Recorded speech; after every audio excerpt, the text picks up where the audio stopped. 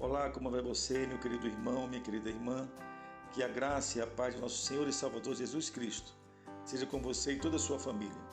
Este programa chama-se Semeando Vida e eu me chamo Isaac Castiel.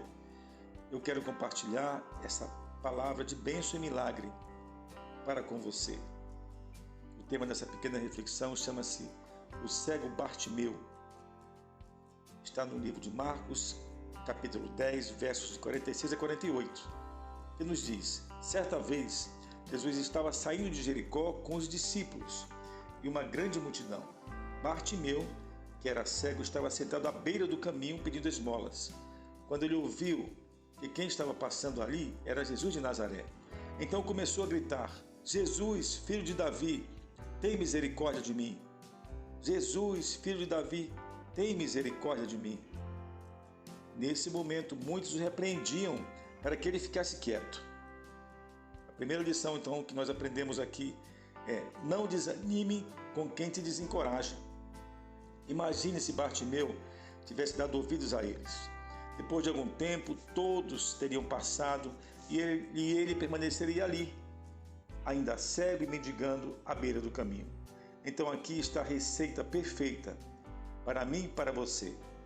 Para quem quer ficar do mesmo jeito em que já está, é só dar ouvidos àqueles que te desencorajam, que te desanimam. E é claro que, querendo mudança, deve-se fazer exatamente o contrário. E é impressionante a falta de compaixão, de compreensão daquelas pessoas que, pela situação humilhante de Bartimeu, que era cego. Mas se existiram aqueles que não hesitaram em repreendê-lo, não faltarão os que farão o mesmo com você. Pois é provável que você esteja em uma melhor situação do que Bartimeu, que não enxergava. Se você quiser ficar onde está, é só dar ouvidos a essas pessoas.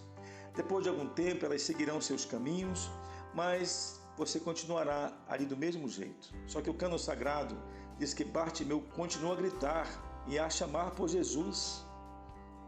Ele precisou superar essa resistência antes de receber a cura. Assim, eu e você também devemos superar esse tipo de resistência que nos leva a ficarmos quietos e acomodados. A segunda lição, então, é perseverar, que significa insistir até alcançar a bênção. Bartimeu estava pedindo esmolas, mas no fim pedia a sua cura. Se fosse qualquer outra pessoa que estivesse passando por ali, ele continuaria sentado apenas aproveitando a grande movimentação para mendigar o máximo possível e receber mais esmolas. Mas quem estava passando ali era Jesus de Nazaré. A oportunidade era única.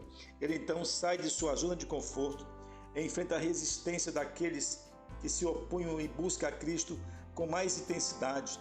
Cristo o chama e pergunta ali: o que você quer que eu lhe faça? Está em Marcos capítulo 10, verso 51. Imagine se nesse momento Bartimeu tivesse pedido a mesma coisa que estava acostumado a pedir aos homens.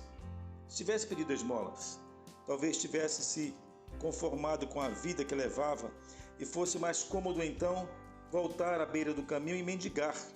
Se tivesse feito isso, teria desperdiçado a chance de mudar de vez a sua vida. Mas para Cristo ele não pediu esmolas, glórias a Deus por isso. Ele pediu a sua cura.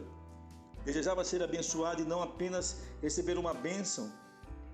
E aí está a diferença, que muitos de nós às vezes buscamos mais a bênção do que o Senhor das bênçãos.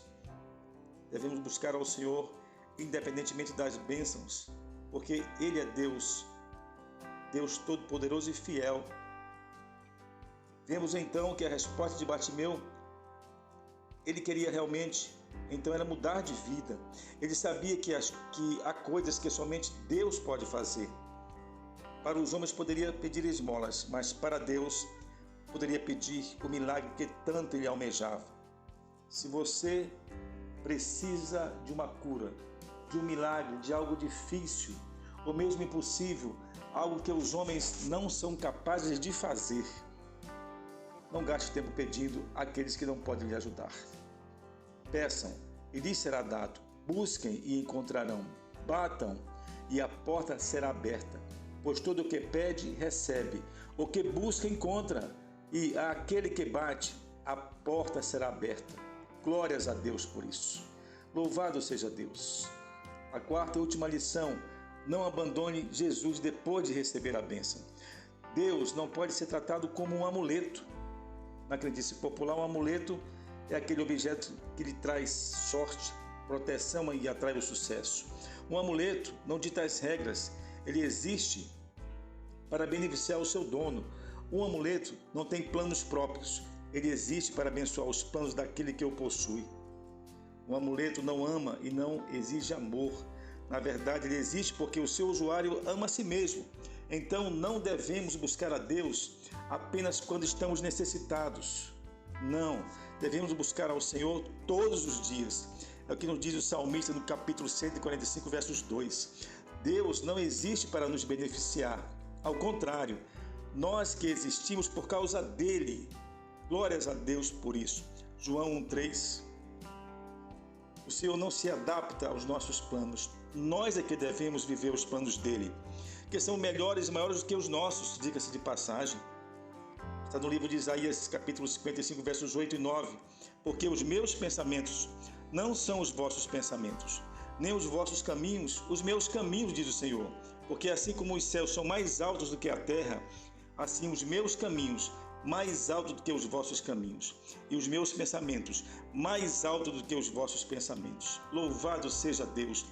E para encerrar, no capítulo 12, versos 2 do livro de Romanos, nos diz: e não sede conformados com este mundo, mas sede transformados pela renovação do vosso entendimento, para que experimenteis qual seja a boa, agradável e perfeita vontade de Deus.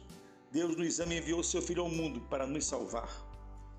João 3,16, porque Deus amou o mundo de tal maneira, que deu o seu Filho unigênito, para todo aquele que nele crê, não pereça, mas tenha vida eterna. Deus enviou o seu Filho ao mundo, não para que condenasse o mundo, mas para que o mundo fosse salvo por ele. Isso se manifestou o amor de Deus para conosco, que Deus enviou o seu Filho unigênito ao mundo, para que por ele vivamos. Por isso também, meu querido irmão, minha querida irmã, devemos amá-lo acima de todas as coisas.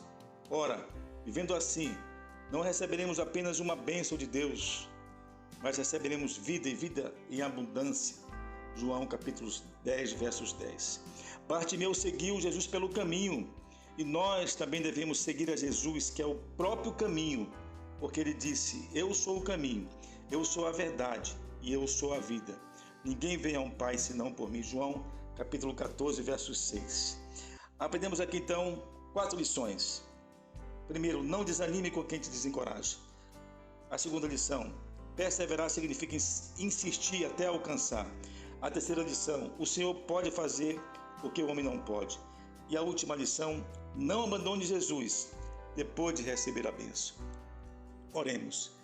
Senhor, te louvo e te agradeço por essa palavra tão maravilhosa, por esse milagre, Deus. Pai, o maior milagre é conhecer ao Senhor. O maior milagre é ter o nosso nome escrito no livro da vida. Louvado seja o teu nome por isso. Pai, vai ao encontro desta pessoa. Transforma não só a cura física, emocional, espiritual, mas, Deus, a salvação desta alma. Em nome de Jesus, aonde esse vídeo chegar, Senhor, transforma, Deus, porque só o Senhor tem o poder de transformar e de atender aquilo que nós, muito mais daquilo que nós pensamos e pedimos, em nome de Jesus. Meu irmão, minha irmã, deixa aí seu like, compartilhe esse vídeo. Que Deus te abençoe.